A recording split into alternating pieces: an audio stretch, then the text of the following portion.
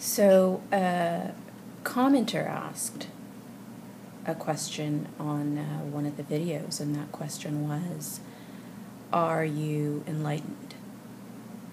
And I'm fond of questions that ask questions of that nature, that pose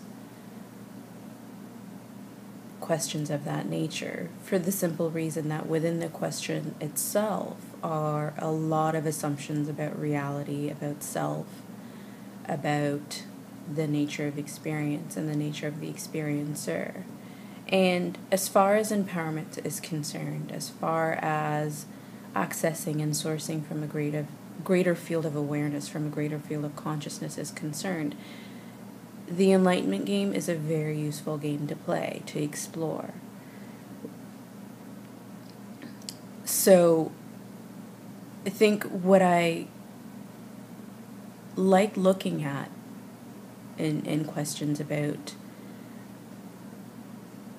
consciousness, enlightenment, awakening, however the terminology is formed, what's useful to explore is the question itself and the desire contained within the seeking of whatever that experience is. So within the concept of enlightenment, what is enlightenment? How have you conceptualized it in your mind? How have you created it to be something meaningful? And how have you created a sense of self, a sense of separate, independent self that can experience this thing called enlightenment? Within the schools of Buddhism and Advaita Vedanta, there is an invitation to explore the very nature of identity, this identity that could apparently be enlightened, awakened,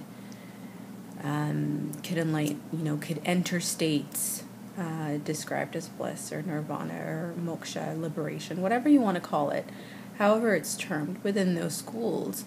The premise is that there's actually no separate, independent I, self, nature, that can be enlightened, awakened.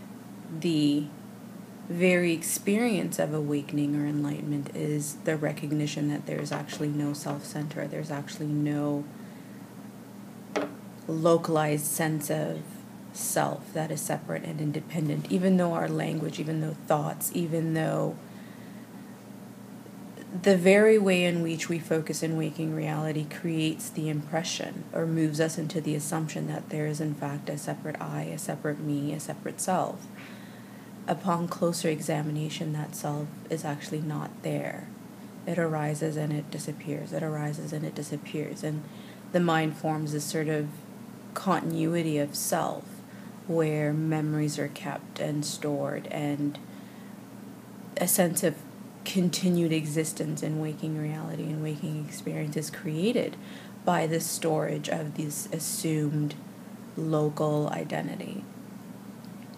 So really, the answer is there is no I that can be enlightened, and it's meaningless until you explore it for your own apparent sense of self, until you explore the sense of me as a separate, independent self that keeps showing up in your experience, until you look closer at it, you track it, you follow it to its root.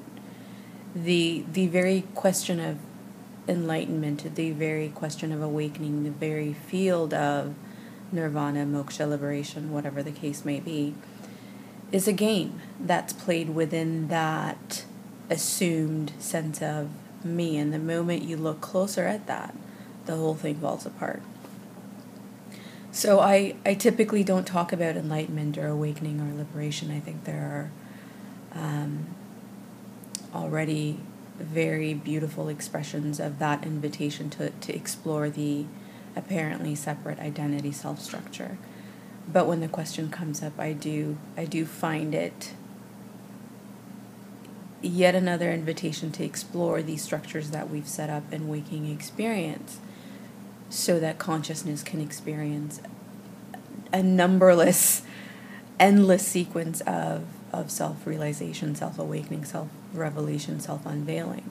the unveiling of itself to itself as this vast, unified, beautiful, brilliant dance of form, of waking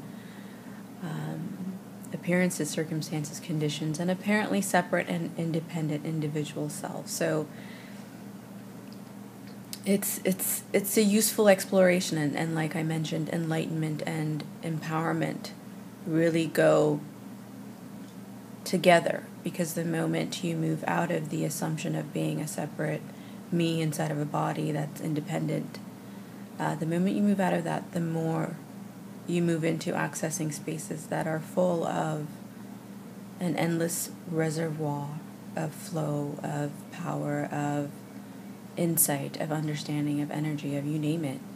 Where there are no boundaries for consciousness is where there is limitless power, limitless information, limitless flow. So it is a useful question to explore, and it is a useful question to deconstruct, to look at the question itself. Whatever the question showing up in your experience, look at it. And look at the assumptions within it. Within the very question, are you enlightened? There are a lot of assumptions, a lot of deep-rooted premises in there that are used and have been used to create an experience of waking reality of a certain quality. But we are not limited to these rooms to play with. We're not limited to these playgrounds. The consciousness playground, as it were, is vast and unlimited, and there's so many ways to show up, to explore, to dive in, to swim in the ocean that is rich with possibilities. So whatever question's showing up, look at the question itself before you try to move into an answer, because within the question is the answer that will be most useful to you. So yeah, I don't know if that actually answers anything, but that's what I was inspired to share on this post. So